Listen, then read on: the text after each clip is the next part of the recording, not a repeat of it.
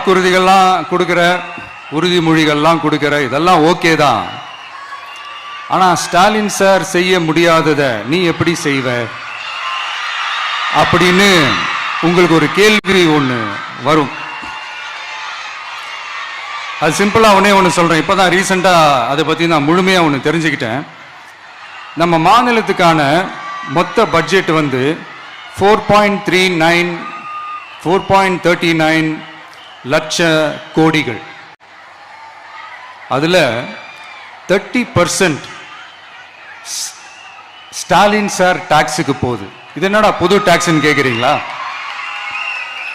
ஆமாம், இந்த பட்ஜெட்லேருந்து ஒதுக்குற நிதியில் 20% ஸ்டாலின் சாருக்கு போகுது. அதில் 10% அவங்க மந்திரிங்களுக்கு போகுது. மொத்தமாக 30% ஆச்சா? கவர்மெண்ட்டுக்கு தான் வரி கொடுப்பாங்க. ஆனால் கவர்மெண்ட்டே ஒருத்தவங்களுக்கு வரி கொடுக்குதுன்னா அதுக்கு பேர் ஸ்டாலின் சார் டாக்ஸ் தானே. இதை விட நாகரிகமாக நீங்கள் அடிக்கிற கொள்ளையும் நீங்கள் அடிக்கிற ஊழலையும் சொல்ல முடியாது. மக்களுக்காக